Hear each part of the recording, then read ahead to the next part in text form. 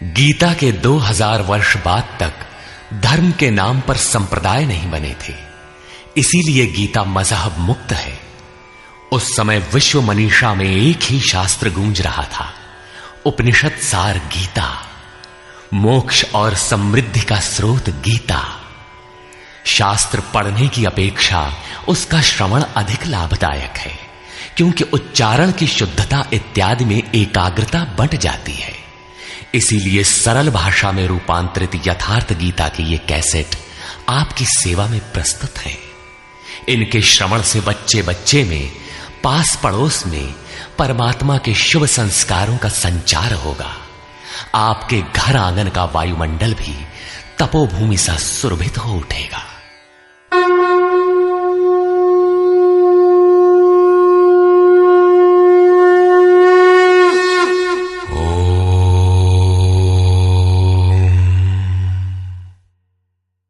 श्री परमात्मने नमः। यथार्थ गीता, श्रीमद् भगवद गीता, अथाष्टमो अध्याय। 7वें अध्याय के अंत में योगेश्वर श्री कृष्ण ने कहा कि पुण्य कर्म अर्थात नियत कर्म आराधना को करने वाले योगी संपूर्ण पापों से छूटकर उस व्याप्त ब्रह्म को जानते हैं। अर्थात कर्म कोई ऐसी वस्तु है जो व्याप्त ब्रह्म की जानकारी दिलाता है। उस कर्म को करने वाले व्याप्त ब्रह्म को, संपूर्ण कर्म को, संपूर्ण अध्यात्म को, संपूर्ण अधिदैव, अधिभूत और अधियज्ञ सहित मुझको जानते हैं। अतः कर्म कोई ऐसी वस्तु है जो इन सब से परिचित कराती है। वे अंतकाल में भी मुझको ही जानते हैं। उनकी जानकारी कभी विस्मृत नहीं होती। इस पर अर्जुन ने इस अध्याय के प्रारंभ में ही उन्हीं शब्दों को दोहराते हुए प्रश्न रखा। अर्जुन उवाच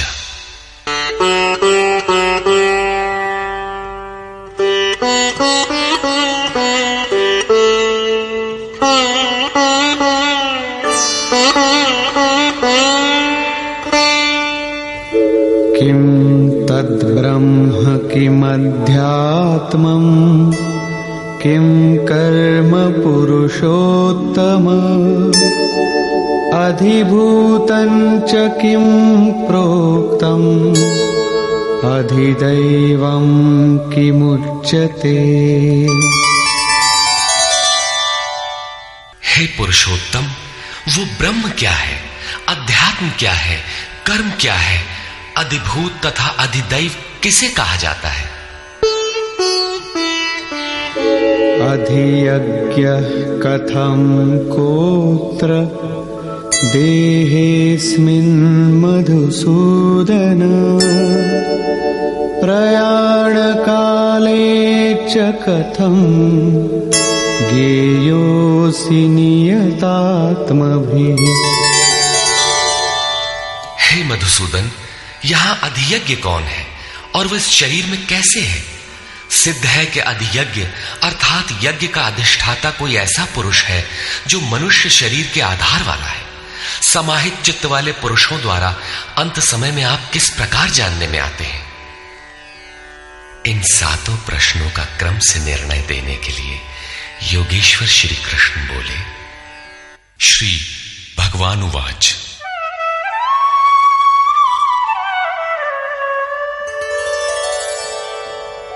अक्षरं ब्रह्म परमं स्वभावोऽध्यात्ममुच्यते भूतभावोद्भवकरो विसर्गः कर्म संज्ञितः।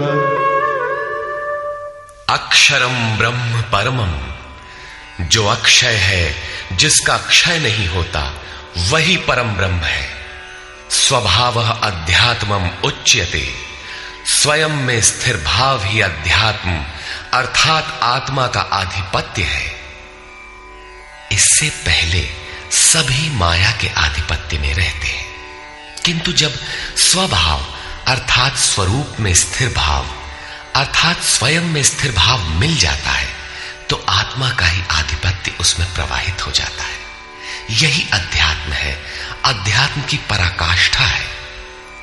भूत भावोद्भव करा, भूतों के वे भाव जो कुछ न कुछ उद्भव करते हैं, अर्थात प्राणियों के वे संकल्प जो भले अथवा बुरे संस्कारों की संरचना करते हैं, उनका विसर्ग अर्थात विसर्जन, उनका मिट जाना ही कर्म की पराकाष्ठा है।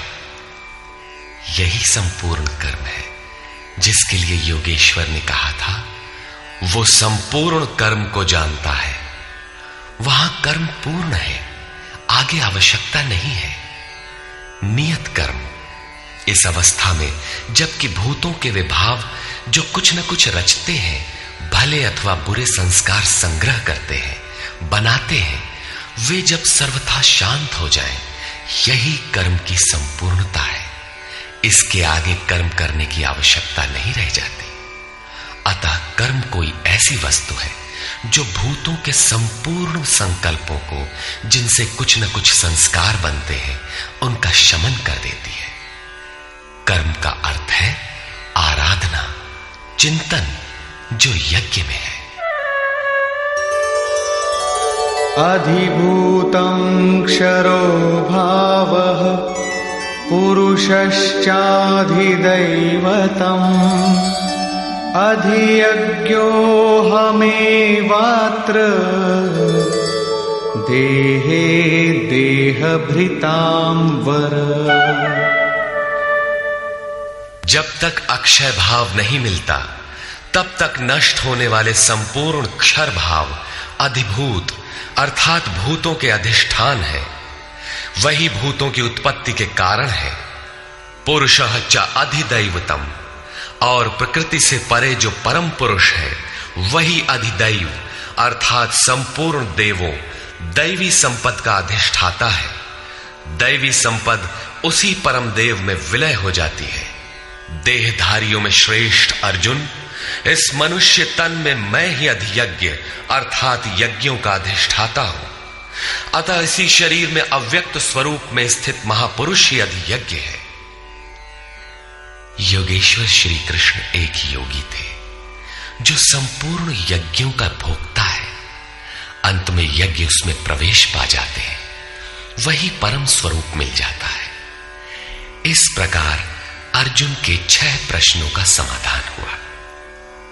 अब अंतिम प्रश्न कि अंत काल में कैसे आप जानने में आते हैं जो कभी विस्मृत नहीं होते।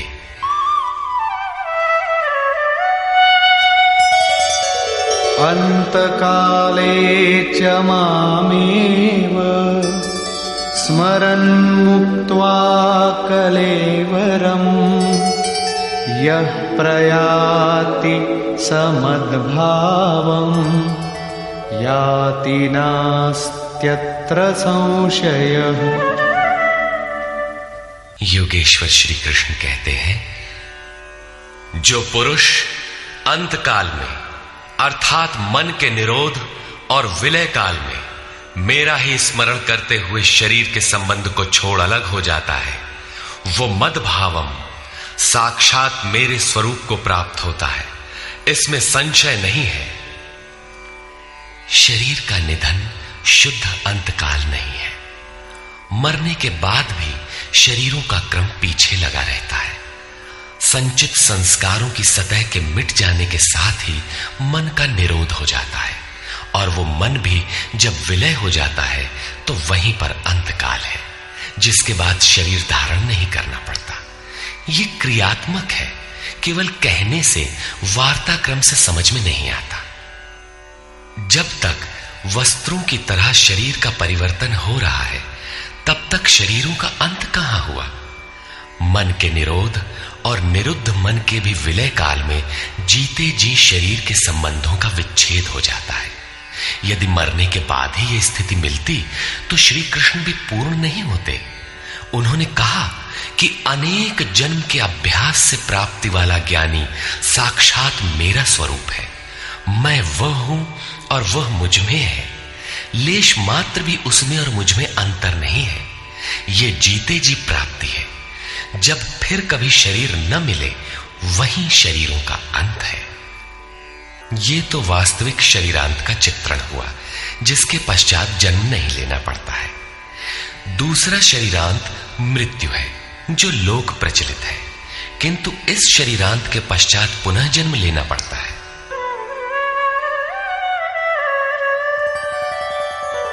यं यं वापि स्मरन् भावं त्यजत्यन्ते कलेवरम् तं तमेवैति कौन्तेय सदा तद्भावभावितः। कौन्तेय, मृत्यु के समय मनुष्य जिस भी भाव को स्मरण करता हुआ शरीर को त्यागता है, उसको ही प्राप्त होता है। तब तो बड़ा सस्ता सौदा है। आजीवन मौज करें, मरने लगे तो भगवान का स्मरण कर लेंगे। किंतु श्री कृष्ण कहते हैं ऐसा होता नहीं। सदा तद्भाव भावितः, उस ही भाव का चिंतन कर पाता है जैसा जीवन भर किया है। वही विचार बरबस आ जाता है जिसका जीवन भर अभ्यास किया गया है, अन्यथा नहीं हो पाता। तस्मात् सर्वेषु कालेषु मामनुस्मर युध्य च मय्यर्पितमनो बुद्धिः मामे वैश्यस्य संशयम्। इसलिए अर्जुन, तू हर समय मेरा स्मरण कर और युद्ध कर। मुझ में अर्पित मन और बुद्धि से युक्त होकर तो निसंदेह मुझे ही प्राप्त होगा। निरंतर चिंतन और युद्ध एक साथ कैसे संभव है? हो सकता है कि निरंतर चिंतन और युद्ध का यही स्वरूप हो कि जय कन्हैया लाल की, जय भगवान की कहते रहें और बाण चलाते रहें। किंतु स्मरण का स्वरूप अगले श्लोक में स्पष्ट करते हुए योगेश्वर कहते हैं,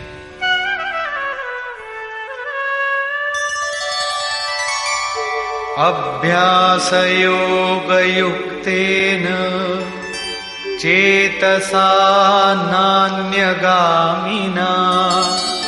परमं पुरुषं दिव्यं याति पार्थानुचिन्तयन्। हे पार्थ, उस स्मरण के लिए योग के अभ्यास से युक्त हुआ, अर्थात मेरा चिंतन और योग का अभ्यास पर्याय है। मेरे सिवाय दूसरी ओर न जाने वाले चित्त से निरंतर चिंतन करने वाला परम प्रकाश स्वरूप दिव्य पुरुष अर्थात परमात्मा को प्राप्त होता है। मान लीजिए कि ये पेंसिल भगवान है, तो इसके सिवाय अन्य किसी वस्तु का स्मरण नहीं आना चाहिए। इसके अगल बगल आपको पुस्तक दिखाई पड़ती है या अन्य कुछ भी, तो आपका स्मरण खंडित हो गया। स्मरण जब इतना सूक्ष्म है कि इष्ट के अतिरिक्त दूसरी वस्तु का स्मरण भी ना हो, मन में तरंगे भी ना आए, तो स्मरण और युद्ध दोनों एक साथ कैसे होंगे? वस्तुतः जब आप चित्त को सब ओर से समेटकर अपने एक आराध्य के स्मरण में प्रवृत्त होंगे, तो उस समय मायिक प्रवृत्तियां काम, क्रोध, राग, द्वेष बाधा के रूप में सामने प्रकट ही है। आप स्मरण करेंगे किंतु वे आपके अंदर उद्वेग पैदा करेंगे। आपका मन स्मरण से चलायमान करना चाहेंगे। इन बाह्य प्रवृत्तियों का पार पाना ही युद्ध है। निरंतर चिंतन द्वारा ही इनका अंत किया जाता है। इसलिए निरंतर चिंतन के साथ ही युद्ध संभव है। गीता का एक भी श्लोक बाह्य मारकाट का समर्थन नहीं करता। चिंतन किसका करें, इस पर कहते हैं, कविं पुराणमनुशासितारम् अणोरणीयां समनुस्मरेत्यः सर्वस्य धातारमचिन्त्य रूपम् आदित्यवर्णं तमस परस्तात्।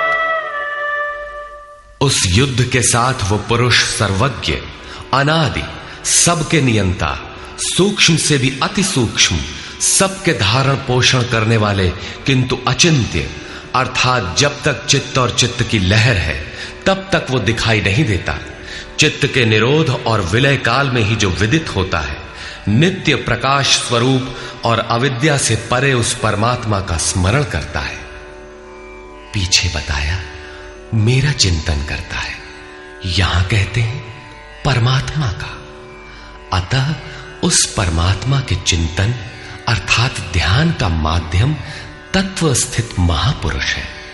इसी क्रम में प्रयाण काले मनसाचलेन भक्त्या युक्तो योग बलेन चैव भ्रुवोर्मध्ये प्राणमावेश्य सम्यक् सतं परं पुरुषमुपैति दिव्यम्।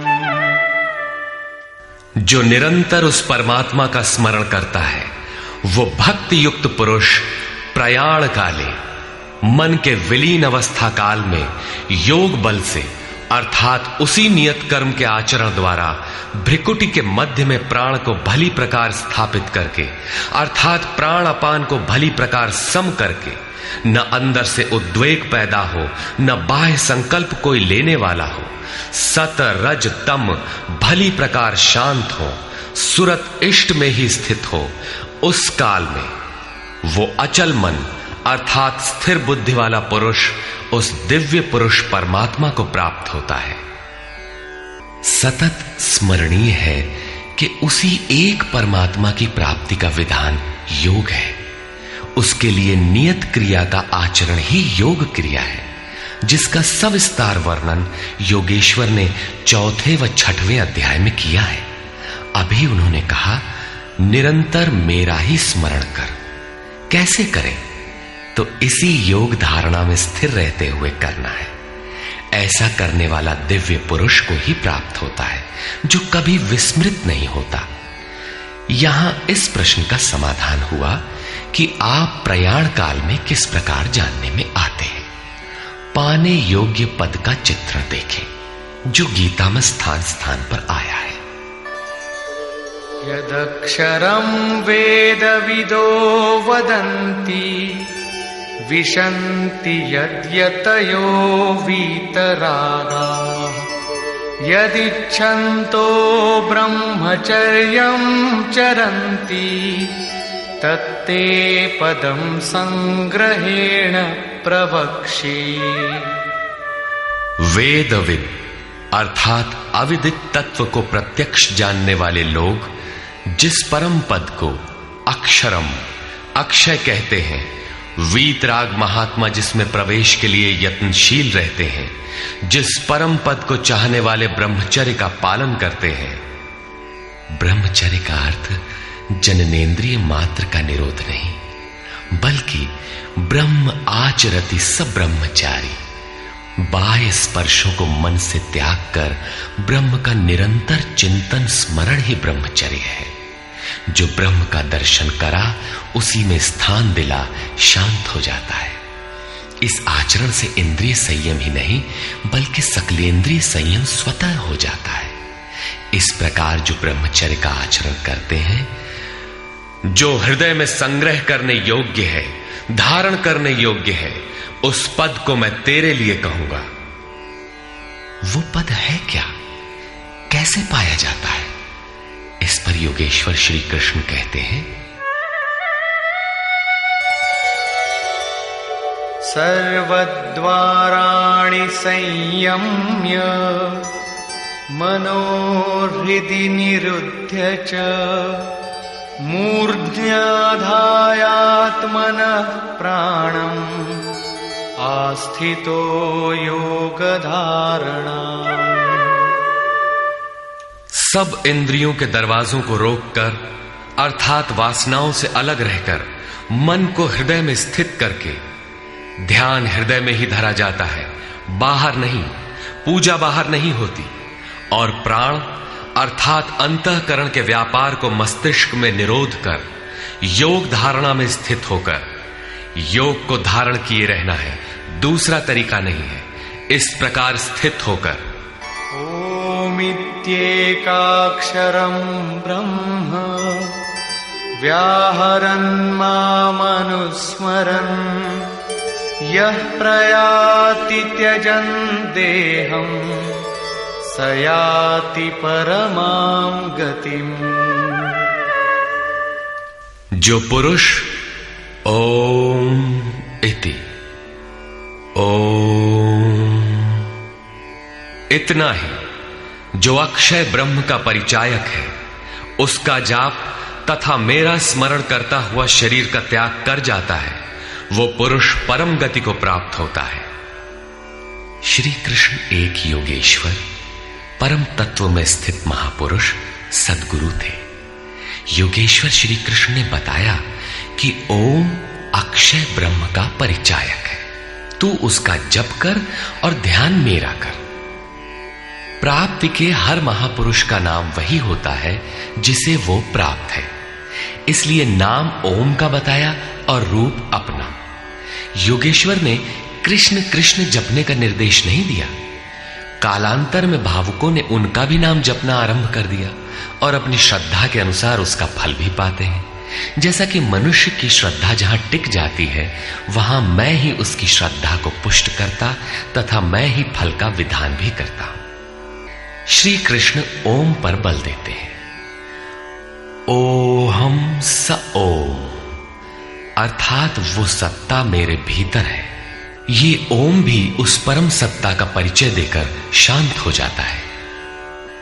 वास्तव में उस प्रभु के अनंत नाम है, किंतु जप के लिए वही नाम सार्थक है जो छोटा हो, श्वास में ढल जाए और एक परमात्मा का ही बोध कराता हो। उससे भिन्न अनेक देवी देवताओं की अविवेकपूर्ण कल्पना में उलझाकर लक्ष्य से दृष्टि न हटाते। प्रारंभिक साधक नाम तो जपते हैं, किंतु महापुरुष के स्वरूप का ध्यान करने में हिचकते हैं। वे अपनी अर्जित मान्यताओं का पूर्वाग्रह छोड़ नहीं पाते। वे किसी अन्य देवता का ध्यान करते हैं जिसका योगेश्वर श्री कृष्ण ने निषेध किया है। अतः पूर्ण समर्पण के साथ किसी अनुभवी महापुरुष की शरण लें। पुण्य पुरुषार्थ सबल होते ही कुतर्कों का शमन और यथार्थ क्रिया में प्रवेश मिल जाएगा। योगेश्वर श्री कृष्ण के अनुसार इस प्रकार ओम के जप और परमात्म स्वरूप सद्गुरु के स्वरूप का निरंतर स्मरण करने से मन का निरोध और विलय हो जाता है और उसी क्षण शरीर के संबंध का त्याग हो जाता है। केवल मरने से शरीर पीछा नहीं छोड़ता। अनन्यचेता सततम यो मां स्मरति नित्यशः तस्याहं सुलभः पार्थ नित्ययुक्तस्य योगिनः। मेरे अतिरिक्त और कोई चित्त में है ही नहीं। उस अन्य किसी का चिंतन न करता हुआ अर्थात अनन्य चित्त से स्थिर हुआ जो अनवरत मेरा स्मरण करता है, उस नित्य मुझसे युक्त योगी के लिए मैं सुलभ हूं। आपके सुलभ होने से क्या मिलेगा? मामुपेत्य पुनर्जन्म दुःखालयम शाश्वतम् नाप्नुवन्ति महात्मानः संसिद्धिं परमां गताः। मुझे प्राप्त कर वे दुखों के स्थान स्वरूप क्षणभंगुर पुनर्जन्म को प्राप्त नहीं होते, बल्कि परम सिद्धि को प्राप्त होते हैं। अर्थात मुझे प्राप्त होना अथवा परम सिद्धि को प्राप्त होना एक ही बात है। केवल भगवान ही ऐसे हैं जिन्हें पाकर उस पुरुष का पुनर्जन्म नहीं होता। फिर पुनर्जन्म की सीमा कहां तक है? आब्रह्म भुवनाल्लोकाः पुनरावर्तिनोऽर्जुन मामुपेत्य तु कौन्तेय पुनर्जन्म न विद्यते। अर्जुन, ब्रह्मा से लेकर कीट पतंगादि सभी लोग पुनरावर्ती हैं, जन्म लेने और मरने तथा पुनः पुनः इसी क्रम में चलने वाले हैं। किंतु कौन्तेय, मुझे प्राप्त होकर उस पुरुष का पुनर्जन्म नहीं होता। धर्म ग्रंथों में लोक लोकांतरों की परिकल्पना ईश्वर पद की विभूतियों को बोध कराने के आंतरिक अनुभव या रूपक मात्र है। अंतरिक्ष में न तो कोई ऐसा गड्ढा है जहां कीड़े काटते हों, और न ऐसे महल जिसे स्वर्ग कहा जाता हो। दैवी संपत्ति से युक्त पुरुष देवता और आसुरी संपत्ति से युक्त मनुष्य ही असुर है। श्री कृष्ण के ही सगे संबंधी कंस राक्षस और बाणासुर दैत्य थे। देव मानव तिर्यक योनियां ही विभिन्न लोक हैं। श्री कृष्ण के ही अनुसार ये जीवात्मा मन सहित पांचों इंद्रियों को लेकर जन्म जन्मांतर के संस्कारों के अनुरूप नया शरीर धारण कर लेता है। अमर कहे जाने वाले देवता भी मरण धर्मा है। क्षीणे पुण्ये मर्त्य लोकम विशन्ति। इससे बड़ी क्षति क्या होगी? वो देवतन ही किस काम का जिसमें संचित पुण्य भी समाप्त हो जाए। देवलोक, पशुलोक, कीट पतंगादि लोक भोग लोक मात्र है। केवल मनुष्य ही कर्मों का रचयिता है, जिसके द्वारा वो उस परम धाम तक को प्राप्त कर सकता है जहां से पुनरावर्तन नहीं होता। यथार्थ कर्म का आचरण करके मनुष्य देवता बन जाए, ब्रह्मा की स्थिति प्राप्त कर ले, किंतु वो पुनर्जन्म से तब तक नहीं बच सकता जब तक कि मन के निरोध और विलय के साथ परमात्मा का साक्षात्कार करके उसी परम भाव में स्थित न हो जाए। उसका पुनर्जन्म नहीं होना है। किंतु इस अव्यक्त स्थिति से पूर्व जब तक उसके पास अपनी बुद्धि है, जब तक वो ब्रह्मा है, वो पुनर्जन्म की परिधि में ही है। इन्हीं तथ्यों पर प्रकाश डालते हुए योगेश्वर श्री कृष्ण कहते हैं, सहस्रयुग पर्यन्तम् अहर्यद् ब्रह्मणो विदुः रात्रिं युगसहस्रान्तां तेहोरात्रविदो जनाः। जो 1000 चतुर्युगों की ब्रह्मा की रात्रि और 1000 चतुर्युगों के उसके दिन को साक्षात जानते हैं, वे पुरुष समय के तत्व को यथार्थ जानते हैं। प्रस्तुत श्लोक में दिन और रात विद्या और अविद्या के रूपक हैं। ब्रह्म विद्या से संयुक्त बुद्धि ब्रह्मा की प्रवेशिका तथा ब्रह्म विद्वरिष्ठ बुद्धि ब्रह्मा की पराकाष्ठा है। विद्या से संयुक्त बुद्धि ही ब्रह्मा का दिन है। जब विद्या कार्यरत होती है उस समय योगी स्वरूप की ओर अग्रसर होता है। अंतःकरण की सहस्रों प्रवृत्तियों में ईश्वरीय प्रकाश का संचार हो उठता है। इस प्रकार अविद्या की रात्रि आने पर अंतःकरण की सहस्रों प्रवृत्तियों में माया का द्वंद्व प्रवाहित होता है। प्रकाश और अंधकार की यहीं तक सीमा है। इसके पश्चात न तो अविद्या रह जाती है और न विद्या ही। वो परम तत्व परमात्मा विदित हो जाता है। जो इसे तत्व से भली प्रकार जानते हैं वे योगी जन काल के तत्व को जानने वाले हैं कि कब अविद्या की रात होती है, कब विद्या का दिन आता है, काल का प्रभाव कहां तक है अथवा समय कहां तक पीछा करता है। प्रारंभिक मनीषी अंतःकरण को चित्त अथवा कभी कभी केवल बुद्धि कहकर संबोधित करते थे। कालांतर में अंतःकरण का विभाजन मन, बुद्धि, चित्त और अहंकार की 4 प्रमुख वृत्तियों में किया गया। वैसे अंतःकरण की प्रवृत्तियां अनंत हैं। बुद्धि के अंतराल में ही अविद्या की रात्रि होती है और उसी बुद्धि में विद्या का दिन भी होता है। यही ब्रह्मा की रात्रि और दिन है। जगत रूपी रात्रि में सभी जीव अचेत पड़े हैं। प्रकृति में विचरण करती हुई उनकी बुद्धि उस प्रकाश स्वरूप को नहीं देख पाती, किंतु योग का आचरण करने वाले योगी इससे जग जाते हैं। वे स्वरूप की ओर बढ़ते हैं। जैसा कि गोस्वामी तुलसीदास ने रामचरितमानस में लिखा है, कबहु दिवस मह निबिड़तम, कबहुक प्रकट पतंग, बिन सई उपजई ज्ञान जिमि, पाई कुसंग सुसंग। विद्या से संयुक्त बुद्धि कुसंग पाकर अविद्या में परिणत हो जाती है। पुनः सुसंग से विद्या का संचार उसी बुद्धि में हो जाता है। ये उतार चढ़ाव पूर्ति पर्यंत लगा रहता है। पूर्ति के पश्चात न बुद्धि है न ब्रह्मा, न रात रहती है न दिन। यही ब्रह्मा के दिन रात का रूपक है। न हजारों साल की लंबी रात होती है, न हजारों चतुर्युग का दिन ही होता है, और न कहीं कोई चार मुंह वाला ब्रह्मा ही है। बुद्धि की उपर्युक्त चार क्रमिक अवस्थाएं ही ब्रह्मा के चार मुख और अंतःकरण की चार प्रमुख प्रवृत्तियां ही उनके चतुर्युग हैं। रात और दिन इन्हीं प्रवृत्तियों में होते हैं।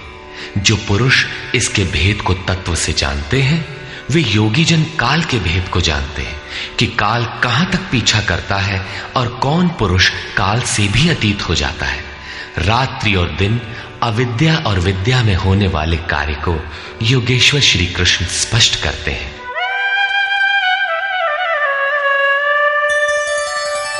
अव्यक्ताद् व्यक्तयः सर्वाः प्रभवन्त्यः रागमे, रात्र्यागमे प्रलीयन्ते, तत्रैवाव्यक्त संज्ञके।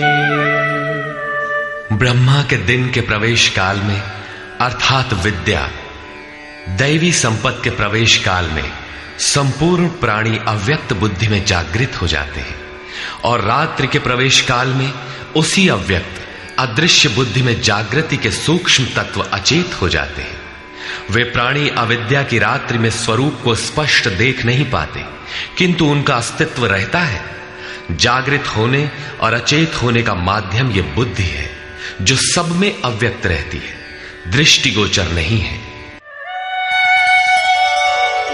भूतग्रामः स एवायम्, भूत्वा भूत्वा प्रलीयते, रात्र्यागमे वशः पार्थ, प्रभवत्यः रागमे। हे पार्थ, सब प्राणी इस प्रकार जागृत होकर, प्रकृति से विवश होकर अविद्या रूपी रात्रि के आने पर अचेत हो जाते हैं। वे नहीं देख पाते कि हमारा लक्ष्य क्या है। दिन के प्रवेश काल में वे पुनः जागृत हो जाते हैं। जब तक बुद्धि है तब तक इसके अंतराल में विद्या और अविद्या का क्रम चलता रहता है, तब तक वो साधक ही है। परस्तस्मात्तु भावोऽन्यो, व्यक्तो व्यक्तात् सनातनः, यः सः सर्वेषु भूतेषु नश्यत्सु न विनश्यति। एक तो ब्रह्मा अर्थात बुद्धि अव्यक्त है, इंद्रियों से दिखाई नहीं पड़ती, और इससे भी परे सनातन अव्यक्त भाव है, जो भूतों के नष्ट होने पर भी नष्ट नहीं होता। अर्थात विद्या में सचेत और अविद्या में अचेत, दिन में उत्पन्न और रात्रि में विलीन भावों वाले अव्यक्त ब्रह्मा के भी मिट जाने पर वो सनातन अव्यक्त भाव मिलता है, जो नष्ट नहीं होता। बुद्धि में होने वाले उक्त दोनों उतार चढ़ाव जब मिट जाते हैं, तब सनातन अव्यक्त भाव मिलता है, जो मेरा परम धाम है। जब सनातन अव्यक्त भाव प्राप्त हो गया तो बुद्धि भी उसी भाव में रंग जाती है, उसी भाव को धारण कर लेती है। इसलिए वो बुद्धि स्वयं तो मिट जाती है और उसके स्थान पर सनातन अव्यक्त भाव ही शेष बचता है। अव्यक्तोऽक्षर इत्युक्तः तमाहुः परमां गतिम्, यं प्राप्य न निवर्तन्ते, तद्धाम परमं मम। उस सनातन अव्यक्त भाव को अक्षर अर्थात अविनाशी कहा जाता है, उसी को परम गति कहते हैं। वही मेरा परम धाम है, जिसे प्राप्त होकर मनुष्य पीछे नहीं आते, उनका पुनर्जन्म नहीं होता। इस सनातन अव्यक्त भाव की प्राप्ति का विधान बताते हैं। पुरुष स पर पार्थ भक्त्या लभ्यस्त्वनन्यया यस्यान्तस्थानि भूतानि येन सर्वमिदं ततम्। पार्थ, जिस परमात्मा के अंतर्गत संपूर्ण भूत है, जिससे संपूर्ण जगत व्याप्त है, सनातन अव्यक्त भाव वाला वो परम पुरुष अनन्य भक्ति से प्राप्त होने योग्य है। अनन्य भक्ति का तात्पर्य है कि परमात्मा के सिवाय अन्य किसी का स्मरण न करते हुए उनसे जुड़ जाए। अनन्य भाव से लगने वाले पुरुष भी कब तक पुनर्जन्म की सीमा में है और कब वे पुनर्जन्म का अतिक्रमण कर जाते हैं, इस पर योगेश्वर कहते हैं। यत्र काले त्वनावृत्तिम् आवृत्तिं चैव योगिनः प्रयाता यान्ति तं कालं वक्ष्यामि भरतर्षभ। हे अर्जुन, जिस काल में शरीर त्याग कर गए हुए योगी जन पुनर्जन्म को नहीं पाते और जिस काल में शरीर त्यागने पर पुनर्जन्म पाते हैं, मैं अब उस काल का वर्णन करता हूं।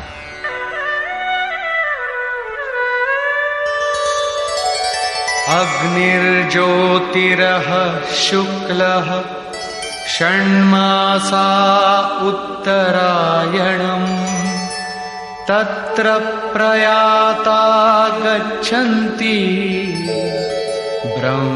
ब्रह्मविदो जनाः।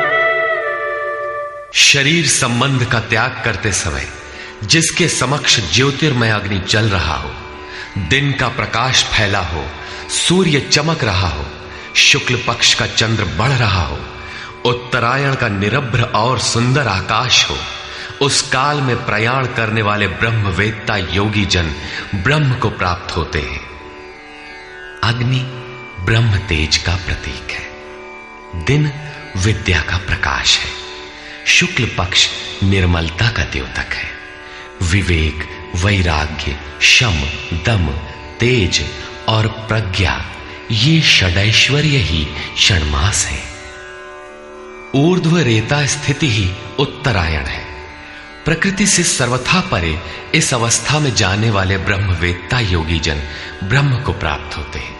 उनका पुनर्जन्म नहीं होता, किंतु अनन्य चित्त से लगे हुए योगी जन यदि इस आलोक को प्राप्त नहीं कर पाए, जिनकी साधना अभी पूर्ण नहीं, उनका क्या होता है, इस पर कहते हैं।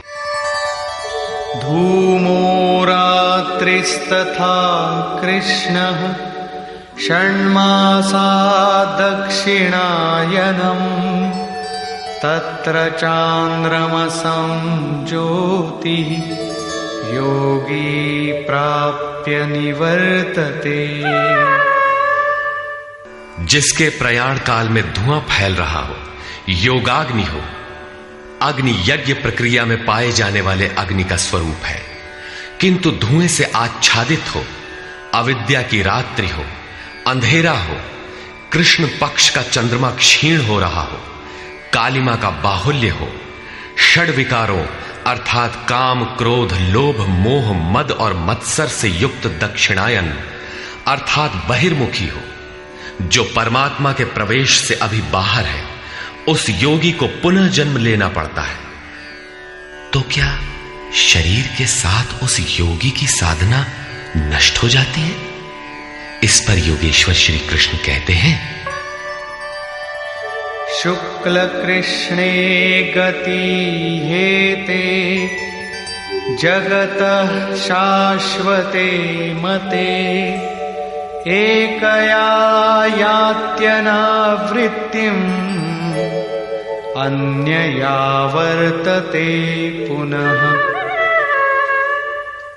उपर्युक्त शुक्ल और कृष्ण दोनों प्रकार की गतियां जगत में शाश्वत हैं, अर्थात साधन का कभी विनाश नहीं होता।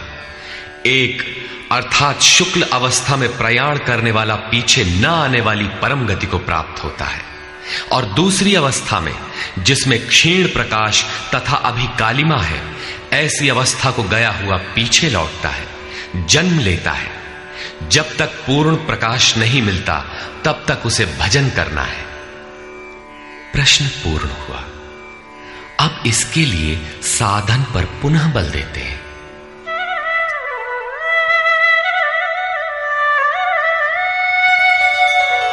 नैते श्रुति पार्थ जानन् योगी मुह्यति कश्चन तस्मात् सर्वेषु कालेषु योगयुक्तो भवार्जुन।